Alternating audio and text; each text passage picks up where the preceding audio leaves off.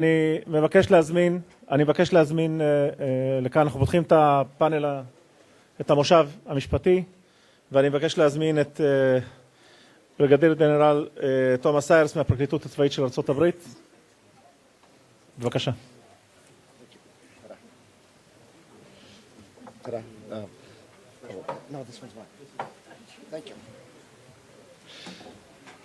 Thank you very much.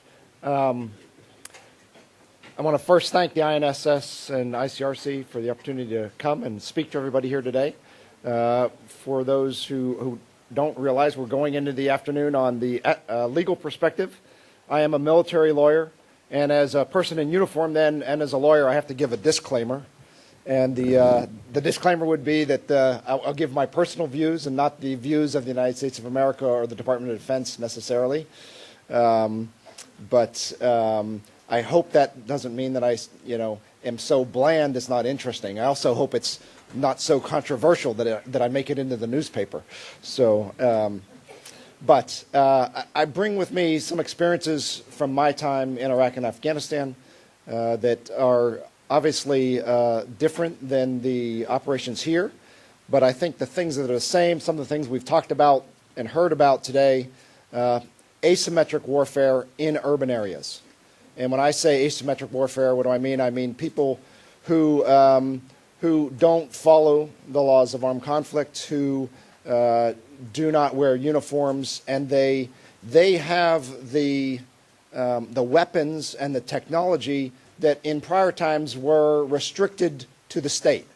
And in prior times they were so expensive and so hard to maintain that only a state could afford to have them. But now individuals can have that. And then an asymmetric advantage is what they can receive, perhaps. So for a very small outlay, they can have a big strategic impact, either through multiple casualties or through the impact through media or other things. So that to me is asymmetric warfare. And then obviously, as we heard this morning, that so much of our world is much more urbanized. And under the laws of armed conflict, we are not to use urban areas as a base of operations, but certainly that is not adhered to by those we fight, and so we sometimes have to go in and root them out of these areas and obviously abide by the international humanitarian law as we do that. Now, I'd say the international humanitarian law. And I'll say, as President Obama said, we in the military, we certainly try to abide by that. And as President Obama said, when we adhere to international standards, we strengthen those who do, other countries who do, and we isolate those who don't. And certainly that is our hope. And as you know, the United States is not, even as we try to abide by the law of armed conflict, we're not 100% perfect. And we've learned over the last 12 years. I'm reminded of what Winston Churchill said about the United States. He said that the United States always gets to the correct solution, but only after trying every other option first. So we've learned over time, and hopefully we've improved in our operations through time. But much of the criticism that we get, some criticism we get for mistakes that we've made. And changes, and we've changed many of our operations because of the mistakes we made.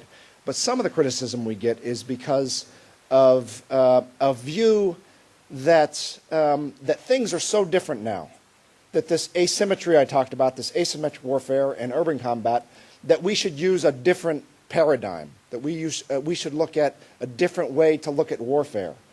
And I would contend that is not correct. Even at the time the IHL was put together after World War II, guerrilla warfare, saboteurs, spies, piracy, all that was known, that was thought about, and the fundamental tenet of the law of armed conflict is that it's based upon obligations, that there are soldiers, you're going to have a war, soldiers in many ways are not rational actors, right? Those we're fighting and ourselves, we're not rational actors. We're going to continue to fight until there is victory or not victory. We're even in the face of unknown odds, we will fight. So that's not really rational behavior. So if you have people who are involved in behavior that's not rational, then you have to put obligations upon them. And that's what the law of armed conflict does. Now, another paradigm could be that you say, well, let's base it upon the rights of those that you're in fight with, human rights law. So let's, as you would in any country, you have police dealing with your own citizens. And under typical human rights law, you're going to use force as a very last resort.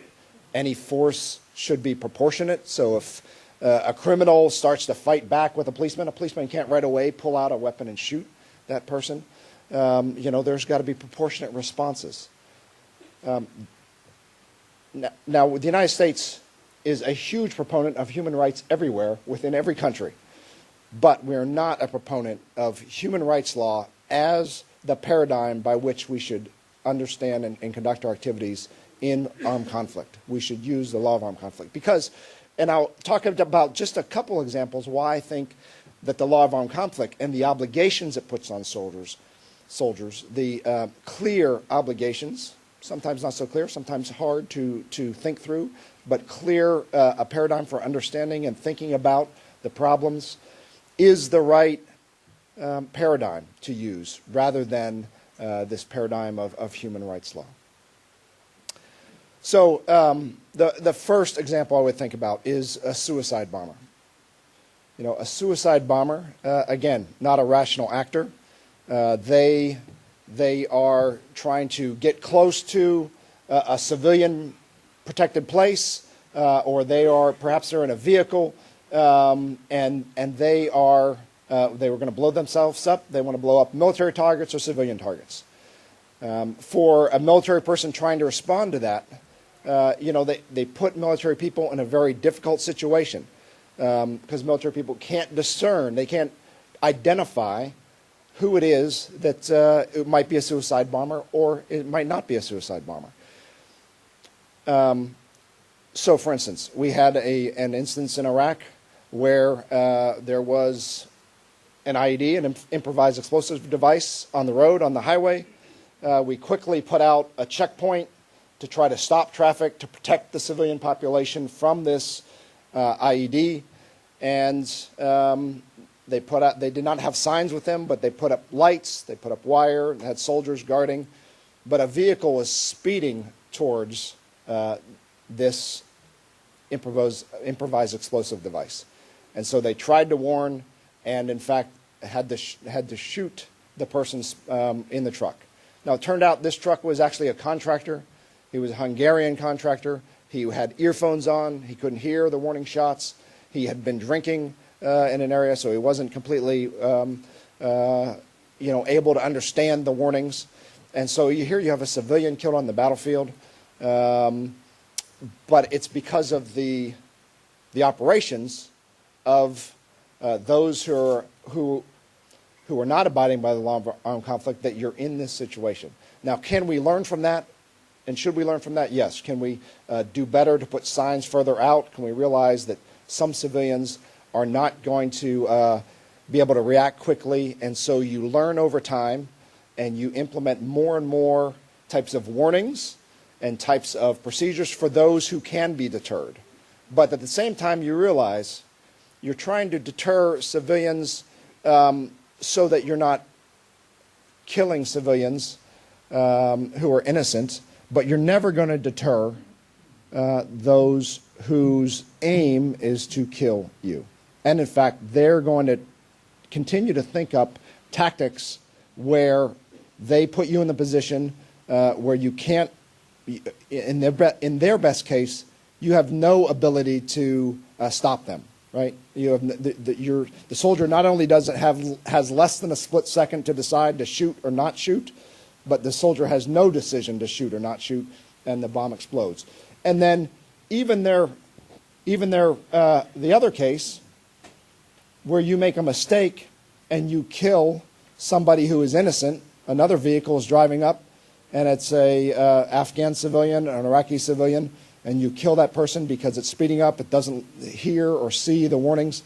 Well, now you have killed somebody who's innocent, number one, which is bad, but you've also probably made enemies, blood enemies for life, with their family, maybe their whole tribe, maybe their whole clan. And so that's a win-win for the insurgents. So they're not going to change from these tactics.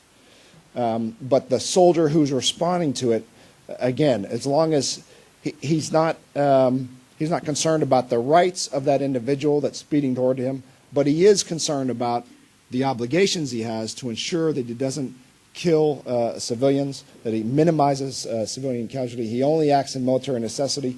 He's protecting something that needs to be protected. And so he can go through that calculus. It doesn't matter to him whether he likes or doesn't like the people in the area where he lives or where he's serving. So then the next example, say a sniper who is in a building and shoots. You know, as that sniper shoots, and there are many windows, the soldiers at first don't see which window it's from. Can they spray the building indiscriminately? Absolutely not. They have to have discrimination. They have to identify the target. Again, identification, discrimination, and then deterrence are the topics that I'm talking about. So they have to identify the target first, so that they minimize the potential for civilian casualties. You can't just spray the entire building. Now, once they identify the window, and then they have to decide, is the fire that I'm receiving, is it effective fire or not? Are people really in danger? Can I pull back? Or do I have to press home the attack towards this sniper? And again, what we've learned over the years, even as you do that,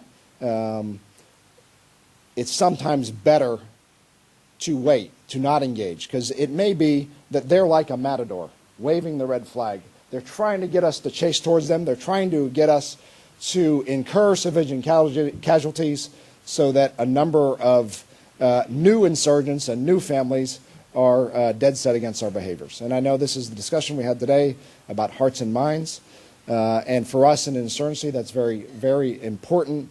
I know it's somewhat different here, obviously, and there is a thought that maybe you could never win hearts and minds, but I think even if you can't win hearts and minds, there is a different issue and calculus about whether you make enemies for generations by activities. So then I get to a third example. That example of someone with a rocket. And let me just back one step up for the sniper. You know, one thing about the sniper, under the human rights law, a person, again, if you're looking at it, the response to a sniper, let's say that this unit determines there's no other people in this building, so the unit would use typical military tactics. And they would, one squad would fire, put down a base of fire to cover the other squad as it moves. They would leapfrog towards the sniper. They would probably use thousands of rounds to engage that sniper, right? And if you look at that as a policeman, would that be reasonable in any court? And they would say, no, you're using that. That's not a proportionate response. That is not the least a force that you can use. But again, that's not what's required under the international humanitarian law. And in fact, I know in Colombia, there have been Colombian soldiers who were held to their own human rights law standard within their country, and they've been indicted for responding to snipers in just that kind of situation. And so, because it's not seen as a proportionate response.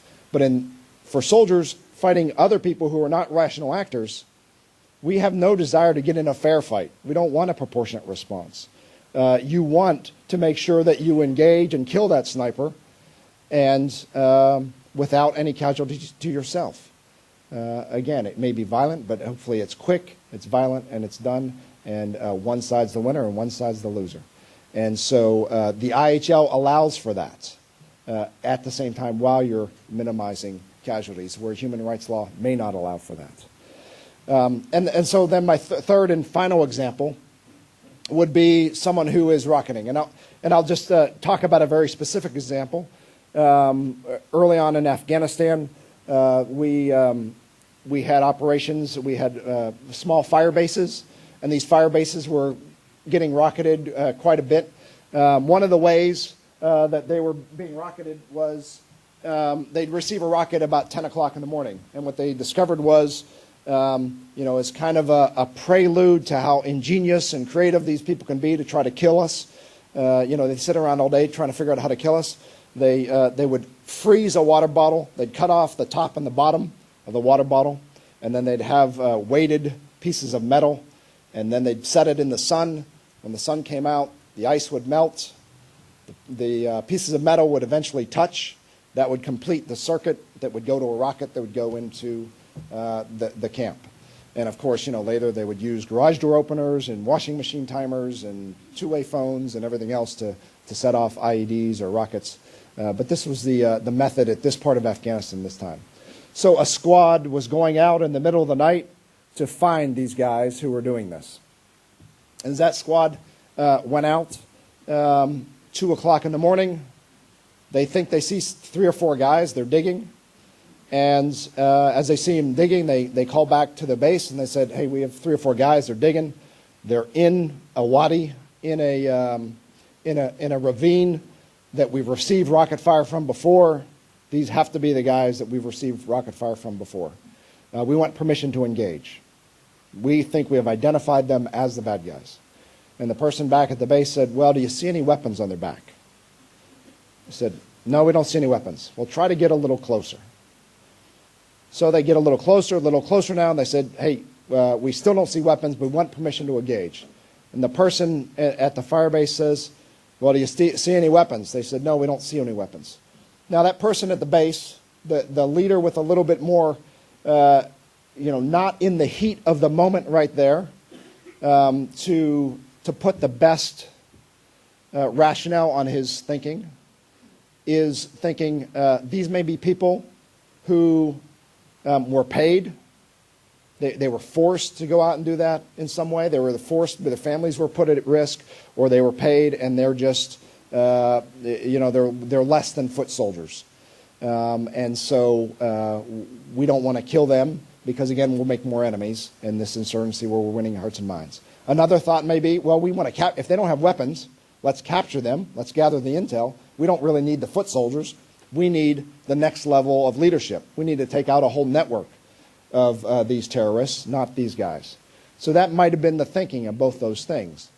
But the decision was try to get a little closer. So they tried to get a little closer, and as they got a little closer, the bad guys got off 2 shots, and 2 shots to a soldier, a Sergeant Stephen Checo, who was 21 years old, from Brooklyn, New York, a beloved son, a brother to a beloved sister.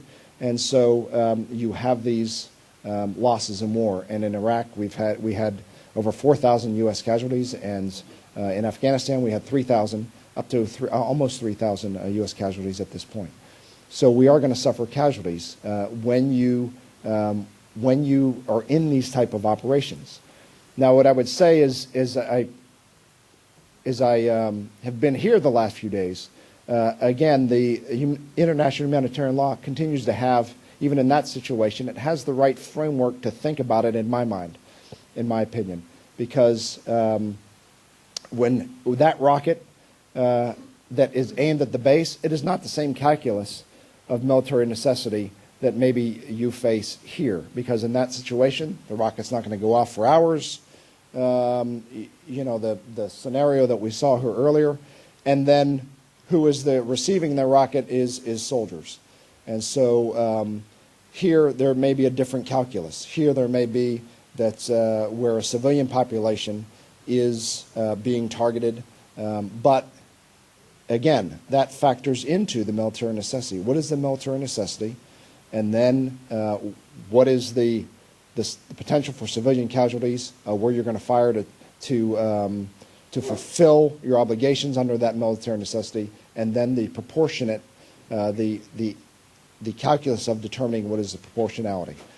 And that's not easy, and I'm not saying it is easy. It wasn't easy for that commander to think about, and the aftermath for that commander who made a decision to say, get a little closer, and then one of his own soldiers was killed because of that. That's a hard thing. That's a tough position for anybody to be in, to make those kind of decisions. I'm not saying it is easy, But I am saying that we have a proper paradigm under the international humanitarian law, in my view, to consider these problems. And so I think with that, I see my time is up. Thank you.